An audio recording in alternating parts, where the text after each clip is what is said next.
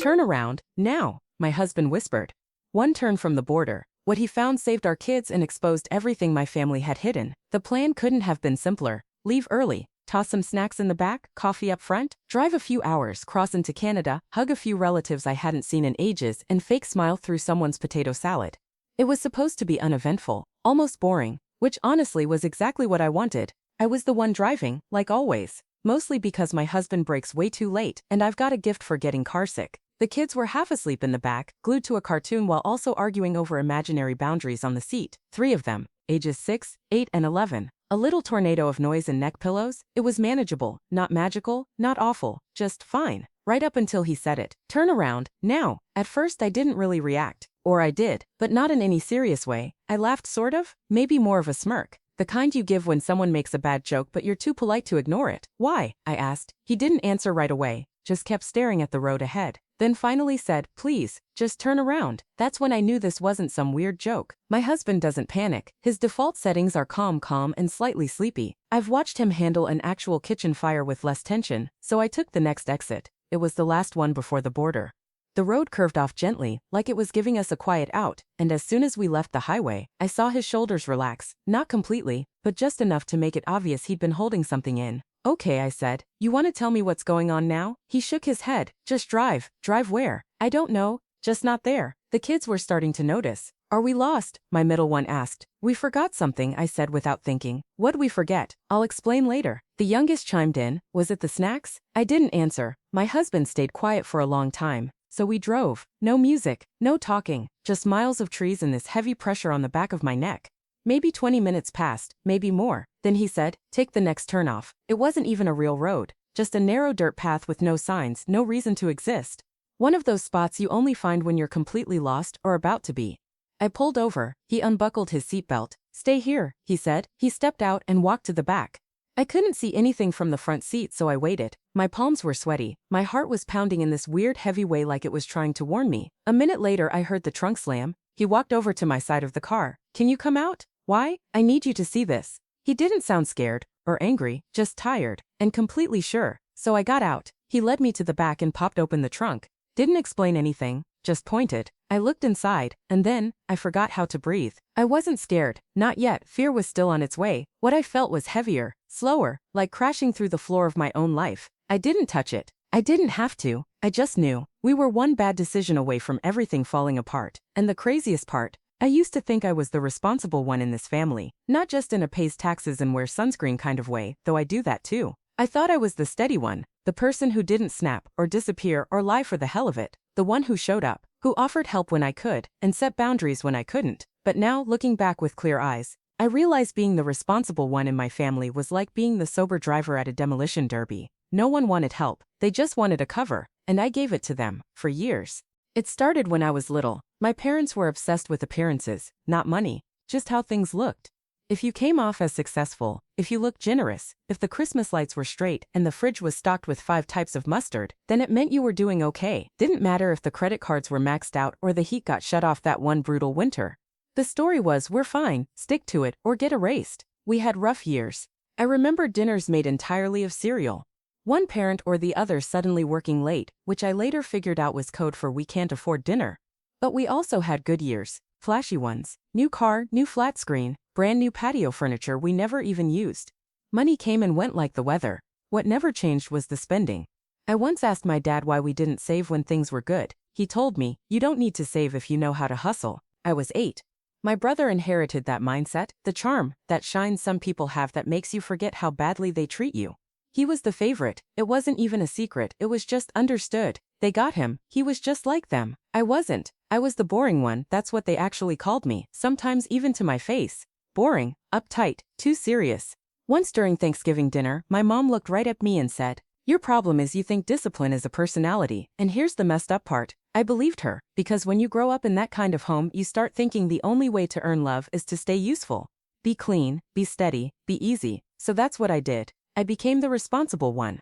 I was the person they called when they couldn't figure out health insurance or needed help filling out school forms. Whenever my brother lost another job, and it happened more than once, I was usually the one filling the gap. I never gave a lot, just enough to keep things from falling apart.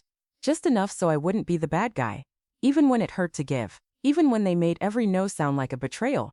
Still, I helped, because they were my parents. And honestly, saying yes always felt easier than the fight that followed when I didn't. But then the ask changed. This was maybe 3.5 months before that trip. My brother's kid, my nephew, was having a rough time at school. Getting bullied, not fitting in. They said he was anxious, withdrawn. They had him evaluated, and apparently some therapist suggested a smaller school setting. They'd found a private school, super exclusive, super expensive, and according to them, life-changing. They couldn't afford it, obviously. But they said he got conditionally accepted if they put down a deposit. They just needed help, just a little, just to get him locked in. They promised they'd pay me back. As soon as they asked, I felt it in my gut. That sinking feeling, it wasn't that I didn't care. I really did. That's what made it so hard. I actually liked the kid. I wanted the best for him. But I recognized the pattern. I knew where this was going. I told them no. I said it gently, like you would if the person you're talking to was holding something fragile and sharp. I can't pay for private school, I told them. We've got 3 kids of our own. We don't even do private school for them. I'm sorry. They didn't yell. They just went cold. My mom looked at me and said, "Of course I forgot. You have rules." And after that, silence. We didn't talk for a while. Then the family reunion came up. And suddenly, they were all smiles again. Super excited to see us. Said everything had worked out. The school, the trip, the drive. I didn't ask how. I told myself it wasn't my problem. A few days before we left, they asked if we had room for one more bag in our SUV. Their car was packed. Sure, I said, just let me know. Then the morning we were heading out, as we were loading up the car, my dad handed me a red duffel bag. Won't fit in ours, he said, just this one. I didn't think twice. I tossed it in with the rest of the stuff, luggage, backpacks, a cooler full of juice boxes, never unzipped it. Never once wondered why they suddenly seemed so relaxed. So at ease. These were people who just weeks ago were stressing about tuition and groceries, and now they were smiling like they didn't have a care in the world. They waved as we backed out of the driveway, and I remember thinking for half a second, they actually seem happy for once. I didn't dwell on it, it was just another trip. Just another family situation I didn't want to get dragged into. I should have asked more questions. Maybe I was too trusting, too willing to play along, and now here we were. He didn't look mad, or scared, just worn out, but certain. I need you to see this, he said, so I got out. He walked me around to the back and opened the trunk. Still didn't say a word, just unzipped the red duffel and peeled back a sweatshirt on top, and that's when everything stopped. Inside, jammed between some clothes and tucked into what looked like a kid's toiletry case, were plastic-sealed packets. Not one, multiple, not even well hidden. Just buried under enough layers to fool someone glancing, not someone paying attention. I stared at it confused for half a second, and then it all hit me at once. This wasn't medication, not vitamins, not anything you could explain without involving handcuffs, a defense attorney, and probably national news. I didn't say anything. I couldn't. My chest locked up like it forgot how to move. It felt like slow motion drowning. He didn't say, "Look what they did." He didn't need to. He just zipped the bag shut again and let the silence say the rest. I stepped back. The gravel under my shoes felt like it belonged to another place entirely, something disconnected from the life I thought I was living. "They put that in our car," I finally said, barely above a whisper. "In our car, with the kids." He nodded. I looked up at the sky for no reason at all. Still blue, still peaceful. I hated that. It felt wrong. Like the world hadn't caught up yet. "How did you know?" I asked. He didn't answer right away, just stared at the closed trunk like if he looked long enough it might change what was inside. "When they gave us the bag," he said eventually, something in their eyes, the way they smiled, like it was already done, like they knew it would work. He shook his head like he was trying to shake the thought loose. "I couldn't stop thinking about it," he said. "The whole drive, and then right before the border, it just hit me." He looked at me, and I understood. Completely. "I didn't know," he said, "but I knew, and somehow that felt worse. Worse because he'd seen something I refused to see, something I'd taught myself to ignore." I turned and slowly walked back to the front of the car, got in, closed the door, sat there a minute, letting the sun pour through the windshield while my hands trembled on the steering wheel. Then I started the engine and drove. The kids didn't ask. They were too deep into some cartoon and had already forgotten about Canada, about Aunt Lisa and the cousins, and the little goodie bags I'd packed to surprise them. We just kept driving. Highway, then side roads. We had no idea where we were going. My phone started buzzing. First Mom, then Dad, then again, and again. I didn't pick up. Neither did he. We didn't need to. We already knew exactly what they'd say. "Where are you? What happened? Are you okay? Where's the bag?" We just kept driving. The phone kept lighting up like a silent alarm going off in my lap. Eventually we took the exit toward their place. It wasn't planned, it just happened, like we were following some invisible track we couldn't step off. We didn't talk about it. We didn't have to. We both knew what needed to be done. I pulled into the driveway. The porch light was still on from the night before, even though it was clearly mid-afternoon. He stepped out first and walked to the back of the car. I followed. No words between us. I bent down, lifted the doormat, found the key, still taped to the back of that fake rock Dad bought from one of those cheesy catalogs that also sells deer whistles and garden frogs that dance when the sun hits them. He unlocked the door. We stepped inside. It smelled like stale coffee and discount carpet cleaner. We placed the red duffel just inside the entryway.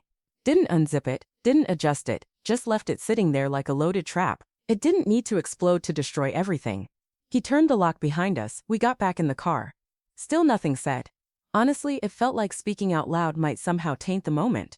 Later that evening, when the house was quiet and the kids were asleep, I finally picked up the phone. It was my mom. Her voice was chipper, phony, like she was calling about muffins, not something potentially criminal. "Oh honey, we were just so worried, we didn't know what happened. You vanished." I stayed silent. "Is everything okay?" Still nothing. "Where's the bag?"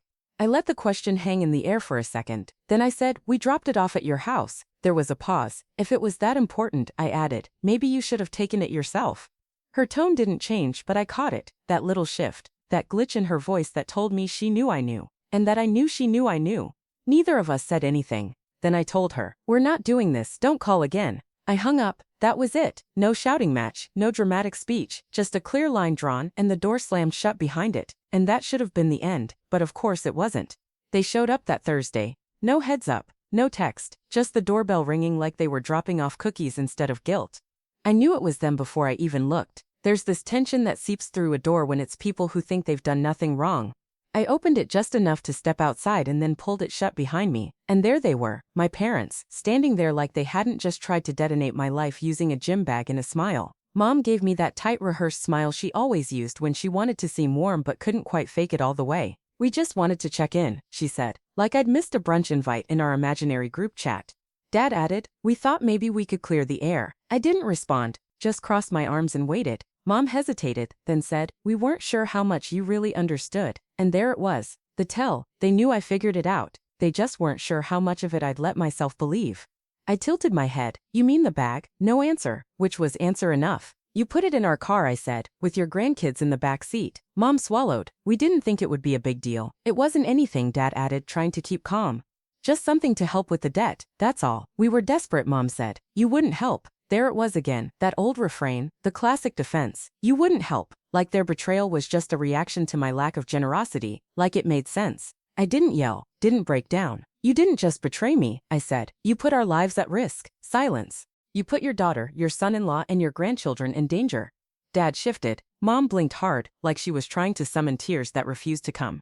"We're done," I said. "Don't call, don't show up here. You don't get to see the kids, this is over." She opened her mouth. I already knew what was coming. "You're being dramatic. Or maybe you'll cool off." But instead she just said, "You'll come around, you always do." I turned, walked back inside, and locked the door behind me. And for once, I didn't wonder if she might be right. 2 days later, I went to pick up the kids from school. But they weren't there. My stomach dropped so fast I couldn't speak. I just stared at the teacher like she'd told me my house burned down. "Oh, they were already picked up," she said, totally casual. "Your parents said you asked them to." I don't remember the drive. I remember the inside of the car. I remember the engine, but nothing in between. They were at my parents' house, of course they were. And inside? It looked like a party store had exploded. Toys, candy, balloons, a Lego set worth more than my weekly grocery budget. The kids were high on sugar and joy, running around with shiny new things, laughing like they'd just spent the day at Disneyland. My parents acted like everything was totally normal. Mom was cutting cake like it was someone's birthday. Dad was on the floor putting together some loud blinking toy. It felt unreal, like I'd accidentally walked into an alternate version of reality, where they were the kind of grandparents who gave instead of took, but they weren't. And this wasn't love. It was manipulation dressed up as generosity, strategic affection, guilt packaged in gift wrap. They'd never spoiled the kids before, not like this, not even close, but now after we cut them off, suddenly they're Santa Claus with a debit card. I stood there for a moment, trying to remember what it felt like to give someone the benefit of the doubt. "I couldn't, we're leaving," I said. The kids groaned, "But why?" Grandma opened her mouth to say something. I cut her off. "We're leaving, now." Of course the kids didn't understand. How could they? They were getting yes after yes from people who'd spent their whole lives saying no. And they were loving every second of it. "Can we keep the toys?" one of them asked, hugging a stuffed bear like it had the answers. I hesitated, just a moment, then said, "Yes," because if I said no, I'd be the bad guy. And I wasn't about to give my parents that kind of power. As we walked out, my mom called after me in this sweet sing-song voice. "They'll come back to us," she said. "They always do." She said it like it was a fact, like a promise, like she still believed she could win. That night there was no breakdown, no dramatic moment of clarity. I just sat on the edge of the bed, looked at my husband and said, "We need to leave." He didn't ask why, he didn't have to. I don't want them near the kids, not at school, not at the store, not down the street pretending they're harmless. He nodded slowly like he'd already been halfway to the same decision. "You mentioned Oregon once," I said. "Your company's got an office there, your parents live nearby." I wasn't ready back then, but I am now. He nodded again. "The transfer's still available." "Good," I said. "Let's take it." No drama, no arguing, just a quiet choice to burn the bridge and never look back. I wasn't after revenge. I wanted space, a fresh start, somewhere they couldn't reach. A few months later, we were in North Carolina. The mountains were gorgeous. The air smelled like pine and possibilities. The kids started new schools. His parents, calm, steady, genuinely kind, lived 30 minutes away and actually wanted to help. We didn't tell anyone where we went. We blocked numbers. We disappeared. Not in some dramatic, soul-searching kind of way, more like, we owed ourselves peace. And we finally claimed it. One day, my phone rang, unknown number. I let it go to voicemail. Later, I listened. It was a cousin, one I barely spoke to. "Hey, your mom says she doesn't know where you are, she's really upset. Said you just cut off contact." I don't know the details, but family matters. I deleted it, no reply, no explanation, because at that point, there was only one thing that mattered. We were safe, we were free. We didn't disappear, we escaped. About 6 months later, things had started to feel normal again. New routines, new surroundings, new rhythm. I was almost used to not flinching every time my phone buzzed. The silence wasn't exactly comfortable yet, but it wasn't scary anymore, just still. Then I got an email from my brother. Subject line, "Emergency, please read." I stared at it. I thought about deleting it, thought about marking it as spam. Instead, I opened it. It was long, disorganized, punctuation all over the place. The short version, our parents got arrested, again, this time not for being reckless, which they still were, but for actually doing the thing they almost got us busted for. They tried to smuggle something across the border, themselves. No scapegoats, no plausible deniability, just them, a car trunk full of product, and 2 delusional 60-somethings who still thought rules were optional. They got caught, obviously. At the end of the email he pleaded, "They need help, they need a lawyer, this is serious. You have to let the past go and show up. They're family." I read that line 3 times. Then I hit reply. All I wrote was, "I did show up, once, I'm not doing it again, and I meant it." He didn't write back, no one did, and I didn't need them to. Eventually word found its way back because it always does. Cousins talk, whispers spread, family trees rot, but the roots run deep. They were charged with possession with intent to distribute, and attempting to cross an international border with controlled substances. It wasn't kilos, but it wasn't nothing either. A few pounds, enough for charges, not enough for headlines. They took a plea. 4 years each, not life, but enough time to sit and think, if they're capable of that. And honestly, I don't think they are. That part of me, the one that used to flinch at the word forgiveness, it's gone quiet. We've got a life here. It's not perfect, but it's ours. The kids laugh more. My husband sleeps deeper, and I haven't had to swallow guilt just to keep the peace in a long time. And as for everything else, I don't regret setting that boundary, not even a little, but I'll leave it to you. Did I go too far, or not far enough? Let me know in the comments. And hey, if you're new here, hit subscribe.